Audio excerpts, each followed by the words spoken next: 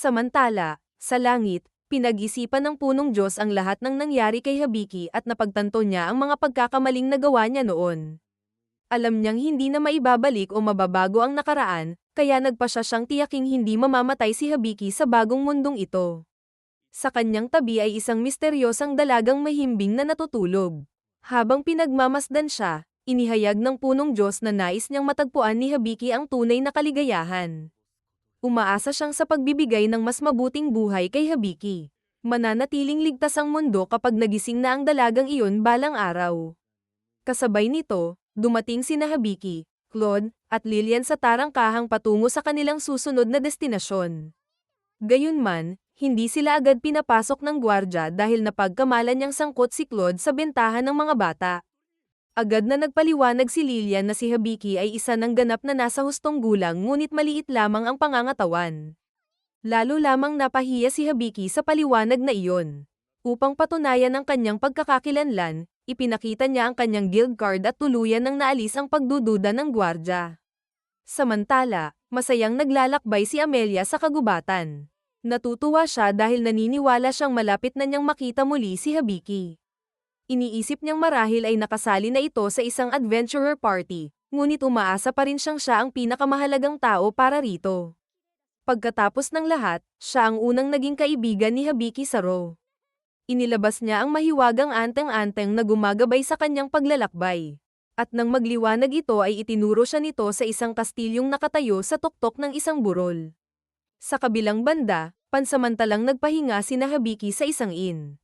Habang nagkukwentuhan, napatawa sila sa alaala ng nakakahiyang pangyayari sa tarangkahan. Pagkaraan nito, inilabas ni Claude ang mas mahalagang usapin, ang kanilang paghahanda para sa Northern Dungeon. Ipinaliwanag niyang ayon sa patakaran ng guild, ang mga adventurer na mas mababa sa C-rank ay kailangang magsumite ng ulat na naglalaman ng kanilang inaasahang mga karanasan at estratehiya bago payagang pumasok. Nalito si Habiki dahil hindi niya maintindihan kung paano mahuhulaan ang mga bagay na hindi pa nila nararanasan. Ipinaliwanag ni Claude na layunin ng sistemang ito na pigilan ang mga bagitong adventurer na sumugod sa mga mapanganib na dungeon nang walang sapat na paghahanda. Ayon sa impormasyong mayroon sila, ang Northern Dungeon ay may 30 palapag at may makapangyarihang boss sa bawat ika-10 palapag. Ang boss sa ika-10 palapag ay pinaniniwala ang isang Silver Emerald Wolf.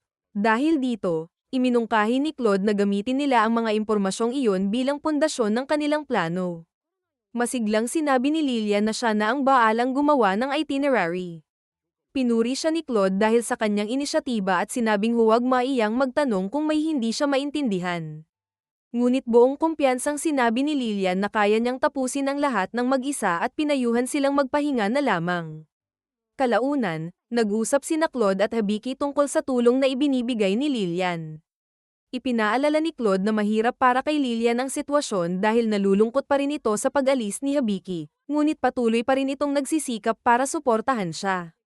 Lalong napahalagahan ni Habiki ang mga ginagawa ni Lillian matapos marinig iyon. Pagkatapos nito, sinuri ni Habiki at Claude ang kanilang mga kagamitan upang matiyak na wala silang nakalimutan. Habang isa-isang sinusuri ang kanilang imbentaryo, napagtanto ni Habiki na nakalimutan niyang magdala ng extrang underwear. Dahil ilang araw silang mananatili sa dungeon, nabahala siya sa ideyang iisa lamang ang gagamitin niya.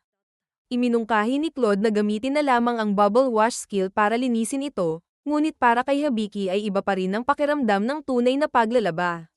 Sa puntong iyon, nagsalita si V at sinabing gamitin na lamang niya ang isa sa kanyang mga kakayahan.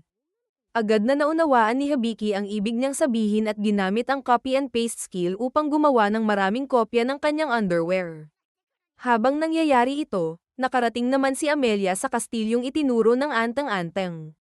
Naniniwala siyang nasa panganib si Ival kaya agad niya itong hinanap.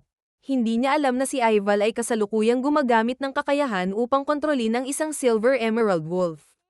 Nang makita ni Amelia ang dambuhalang halimaw sa tabi ni Ival, inakala niyang nasa panganib ang kanyang kaibigan kaya mabilis niyang inihanda ang kanyang pana. Napansin ni Ival ang sitwasyon ngunit nagpanggap siyang biktima. Tumakbo siya papunta kay Amelia habang nagpapakitang natatakot. Dahil dito, agad na nagpaputok ng mga palaso si Amelia laban sa Silver Emerald Wolf.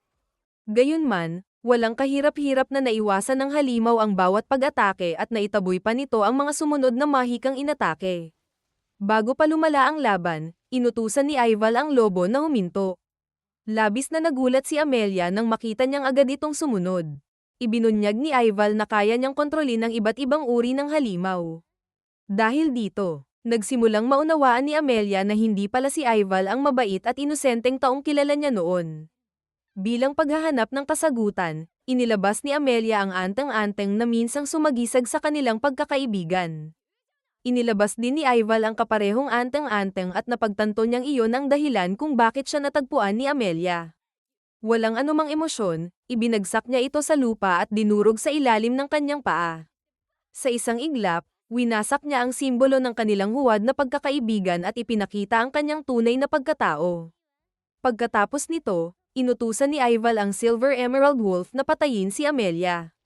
Agad na sumugod ang halimaw, ngunit mabilis na gumanti si Amelia at ikinulong ito sa loob ng napakalaking pader na bato. Gayunpaman, hindi man lamang nabahala si Ival. Sinubukan ni Amelia na sorpresahin siya gamit ang wind cutter, ngunit naglabas si Ival ng mahiwagang salamin at ibinalik ang pag-atake sa mismong nagpakawalan nito. Tinamaan si Amelia at malakas na bumagsak sa lupa. Habang sugatan itong nakahandusay, tinawag siya ni Ival na mahina bago tuluyang umalis kasama ang kanyang bagong kontroladong Silver Emerald Wolf. Kinabukasan, nagtungo sina Hibiki sa Adventurer Guild at ipinasa ang ulat na ginawa ni Lillian. Maingat itong binasa ng receptionist at humanga sa kalidad nito. Ayon sa kanya, napakadetalyado at maayos ng kanilang plano para sa dungeon. Dahil natugunan nila ang lahat ng kinakailangan, pinayagan silang pumasok. Di nagtagal, narating nila ang pasukan ng Northern Dungeon. Binigyan sila ng huling babala na laging unahin ang kanilang kaligtasan. Pagkapasok nila sa loob, sinimulan nila ang kanilang paglalakbay sa kailaliman ng dungeon. Habang naglalakad, pinayuhan ni Claude si Hibiki na huwag umasa ng husto sa world map. Ipinaliwanag niyang kung palagi siyang aasa rito, hindi niya mahahasa ang kanyang likas na pakiramdam sa panganib. Bagamat pakiramdam ni Hibiki ay masyadong seryoso si Claude, pumayag pa rin siyang subukan ito. Makalipas ang ilang sandali, naputol ang konsentrasyon ni Hibiki nang ipaalam ni Sapo na bumaba ng 15% ang kanyang conductivity rating. Dahil dito, hindi niya napansin ang kanyang paligid. Kaagad siyang pinagsabihan ni Claude at pinaalalahan ng kahit isang sandaling pagkagambala ay maaaring maging dahilan ng kamatayan ng isang adventurer sa loob ng dungeon. Samantala sa langit, patuloy na minamasdan ng punong Diyos ang pag-unlad ni Hibiki. Lumitaw ang Diyos ng mahika at tinanong siya kung bakit niya sinusubaybayan ang binata. Ipinaliwanag ng punong Diyos na ang layunin ni Hibiki ay makarating sa Teredines upang makilala ang mga sage at makahanap ng paraan upang makabalik sa kanyang orihinal na mundo. Nalito ang Diyos ng mahika dahil alam niyang walang kaalaman ang mga sage tungkol sa pagbabalik sa ibang mundo. Tinanong niya kung bakit hindi na lamang sinabi agad ang katotohanan. Ipinaliwanag ng punong Diyos na bagamat wala siyang balak hayaang mamatay si Hibiki, ayaw rin niyang kontrolin ang bawat aspeto ng kanyang buhay. Nais niyang maranasan ni Hibiki ang kalayaan, makagawa ng sarili niyang mga pasya, at tunay na masiyahan sa kanyang ikalawang pagkakataon sa buhay. Habang nagpapatuloy ang grupo sa loob ng dungeon, nakarating sila sa isang tila dead end. Agad itong napansin ni Claude dahil ayon sa mapa ay wala dapat ganoong bahagi roon.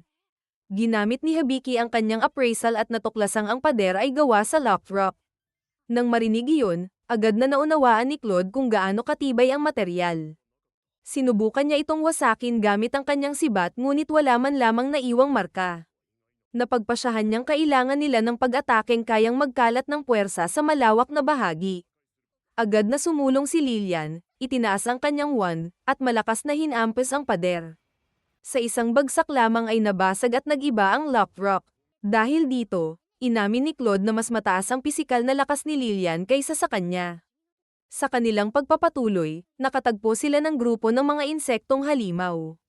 Sinuri ni Hibiki ang kanilang antas at natukoy na kaya naman nila itong talunin. Inatasan ni Claude si Hibiki na harapin ang mga halimaw sa kaliwa habang siya naman sa kanan.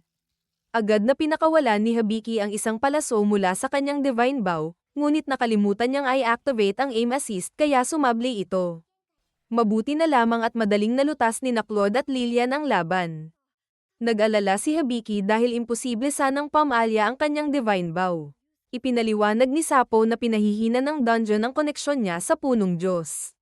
Dahil dito, humihina rin ang mga banal na kakayahan tulad ng divine vow at expert eye. Nang mapansin ni Claude na hindi nakikinig si Hibiki habang nagpapaliwanag siya, agad itong napayuko at humingi ng paumanhin. Matapos niyang ipaliwanag ang sitwasyon sa grupo, nabigla sina Claude at Lillian nang malaman nilang kayang hadlangan ng dungeon ang mga kapangyarihang ipinagkaloob ng isang Diyos. Dahil dito, nawalan ng kumpiyansa si Hibiki at inisip na baka maging pabigat lamang siya sa grupo. Naisip pa niyang umalis na lamang sa dungeon. Ngunit lumapit si Lillian at umupo sa kanyang tabi. Pinakalma siya nito at sinabing kahit pamalya ang kanyang mga palaso, lagi siyang poprotektahan. Maya-maya ay sumali rin si Claude at sinabi niyang itinuturing niya sina Hibiki at Lillian bilang kanyang pamilya kahit wala silang relasyon sa dugo. Gayunpaman, hindi nagtagal ang kanyang malumanay na pananalita. Bumalik siya sa kanyang nakakatakot na anyo at inanunsyong magsisimula sila ng matinding pagsasanay. Kung hindi na maaasahan ni Hibiki ang kanyang mga kakayahan, kailangan niyang paghusayin ang kanyang pagpuntirya sa pamamagitan ng sipag at walang tigil na practice. Samantala, nagising si Amelia sa loob ng kastilyo habang nananakit pa ang kanyang katawan mula sa natamong mga sugat. Naalala niya kung paano niya muntik na isipang patayin si Ival gamit ang kanyang pana, ngunit napagtanto niyang malamang na siya rin ang mapapahamak dahil kaya nitong ibalik ang anumang pag-atake. Sa kabila ng kanyang kalagayan, pinilit niyang tumayo at lumabas ng kastilyo. Determinado siyang habulin at pabagsakin si Ival anuman ang mangyari.